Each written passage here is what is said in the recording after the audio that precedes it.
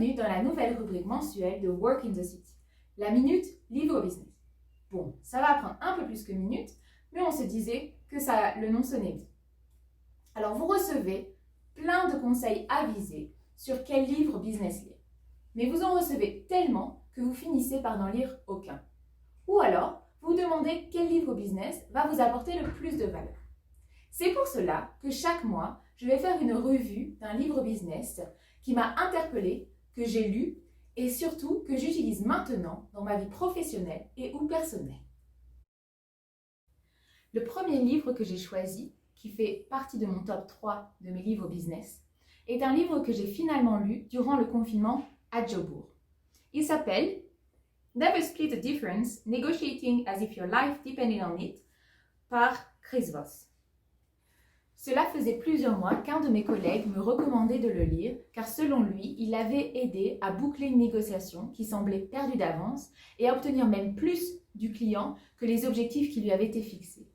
De mon côté, depuis que je l'ai lu, il ne quitte plus mon bureau. Chaque négociation avec un client actuel ou potentiel est basée sur ce livre. Ce livre est pour toutes les personnes devant négocier et plus particulièrement en charge des ventes d'une entreprise, que ce soit en tant qu'entrepreneur ou à tous les niveaux d'une direction commerciale. Chris Voss, l'auteur, est un ancien négociateur en chef du FBI spécialisé dans les prises d'otages. Il a depuis créé sa propre entreprise, The Black Swan, qui est aussi le titre du dernier chapitre de son livre, et enseigne dans de grandes universités telles que Harvard, Georgetown ou le MIT. En commençant son livre, j'avais un peu peur de ne trouver que des exemples liés à son passé de négociateur. Mais en fait, il utilise de nombreux exemples où ses étudiants ont appliqué avec succès les principes décrits dans son livre ou dans ses cours. Il énonce 2 points importants au début qui fondent les principes qu'il va ensuite développer dans son livre. Tout d'abord, nous ne sommes pas rationnels, contrairement à ce que l'on nous dit souvent. Et donc, nous ne pouvons pas nous attendre à ce que la personne en face de nous le soit dans une négociation. 2.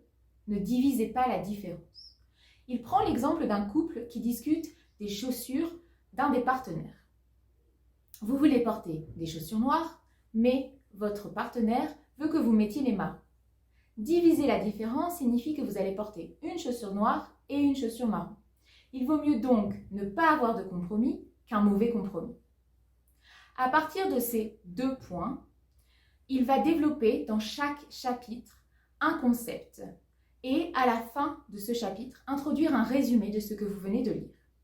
Je vais reprendre ici les 2 concepts les plus importants pour moi. Le premier est « Prenez garde au oui, maîtrisez le non ». Il y a en réalité 3 types de oui. 1. De contrefaçon. Lorsque la personne en face de vous n'ose pas dire non et pense que dire oui va la rendre sympathique. 2. De confirmation. C'est la réponse à une question facile, sans promesse d'action. 3. D'engagement. C'est celui que vous voulez, celui qui va se terminer par la signature d'un contrat. Pour cela, il ne faut pas forcer le oui. Un non n'est pas synonyme d'échec, mais cela permet à la personne de dire « attendez » ou « je ne suis pas confortable avec cela ». Un non n'est pas la fin d'une négociation, mais le début si vous savez l'utiliser. J'ai en effet réalisé que mon manager me reprochait souvent de dire non à des initiatives. Mais qu'en y réfléchissant, je réutilisais l'initiative d'une manière différente. J'avais besoin de dire non pour me sentir plus à l'aise ensuite. Imaginez donc ce que c'est pour une personne devant prendre une décision importante et investir une large somme d'argent. Le deuxième est créer l'illusion du contrôle en utilisant les bonnes questions. N'oubliez pas que la personne qui a le contrôle dans une conversation est la personne qui écoute. Celle qui parle révèle des informations, alors que celle qui écoute dirige la conversation vers son propre objectif. Alors, comment prendre le contrôle et devenir un bon écouteur ou auditeur?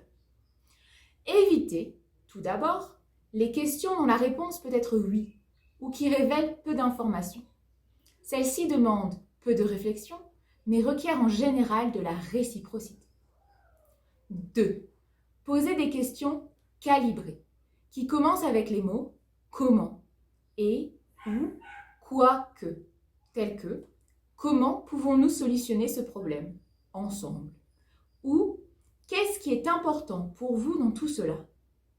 En demandant implicitement de l'aide à l'autre partie, vos questions vont leur donner une illusion de contrôle et les inspirer de parler longuement, révélant des informations importantes. Cette partie, plus précisément, est celle que j'utilise le plus avec mes clients, car ils en veulent toujours plus. 3. Finalement, n'utilisez pas pourquoi, car pourquoi est toujours une accusation, quelle que soit la langue. Ceci n'est qu'un résumé des 2 points qui ont le plus changé ma façon de négocier au quotidien avec mes clients actuels ou potentiels. Si vous voulez en savoir plus, je vous recommande chaudement de lire le livre Never Split the Difference de Chris Voss, qui malheureusement n'est disponible qu'en anglais pour le moment, mais je vous promets, l'effort en vaut la peine. Nous nous retrouverons le mois prochain pour une autre Minute Livre Business, consacrée cette fois-ci au livre, en français, de Melinda Gates et Sheryl Sandberg, et sur leur manière d'aborder l'intégration des femmes au travail. Je vous remercie d'avoir suivi cette première Minute Livre Business et nous attendons avec impatience vos commentaires et suggestions. À bientôt!